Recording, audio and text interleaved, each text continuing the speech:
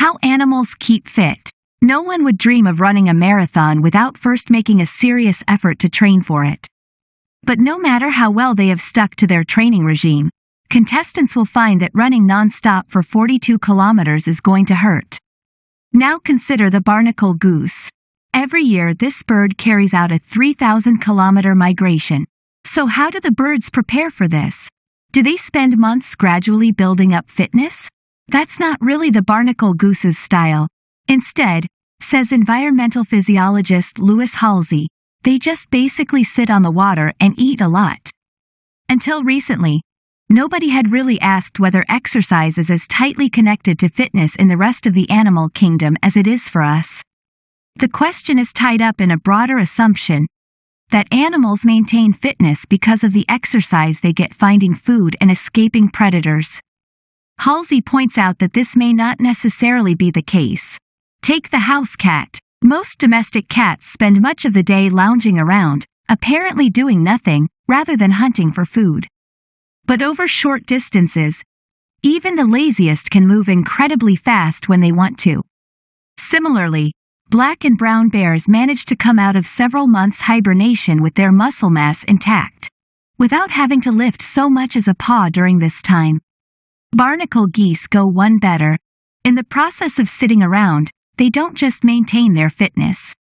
They also develop stronger hearts and bigger flight muscles, enabling them to fly for thousands of kilometers in a migration that may last as little as 2 days.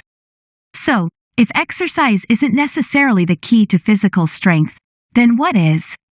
One clue comes from a broader view of the meaning of physical fitness. Biologically speaking, all it means is that the body has undergone changes that make it stronger and more efficient. In animals such as bears, these changes appear to be triggered by cues such as falling temperatures or insufficient food. In the months of hibernation, these factors seem to prompt the release of muscle-protecting compounds which are then carried to the bear's muscles in their blood and prevent muscle loss. Barnacle geese, Halsey suggests, may be responding to an environmental change such as temperature, which helps their bodies somehow know that a big physical challenge is looming. In other bird species, that cue may be something different. Chris Guglielmo, a physiological ecologist, has studied the effect of subjecting migratory songbirds known as yellow-rumped warblers to changing hours of daylight.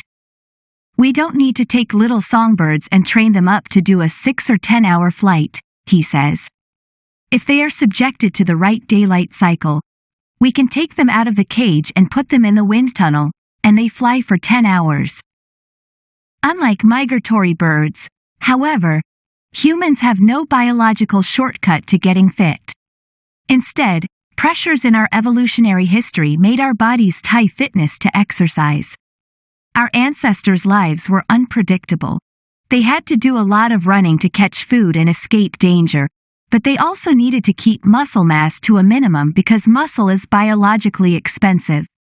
Each kilogram contributes about 10 to 15 kilocalories a day to our metabolism when resting, which doesn't sound like much until you realize that muscles account for about 40% of the average person's body mass. Most of us are spending 20% of our basic energy budget taking care of muscle mass, says Daniel Lieberman, an evolutionary biologist and marathon runner.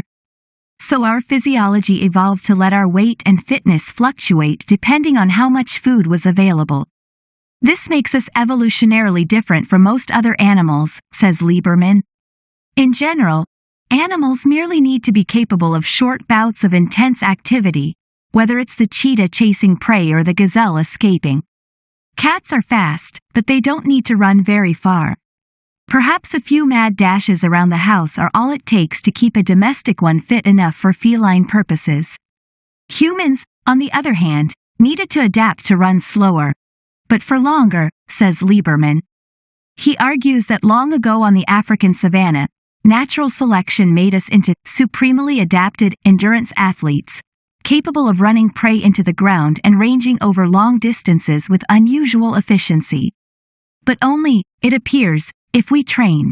Otherwise, we quickly degenerate into couch potatoes.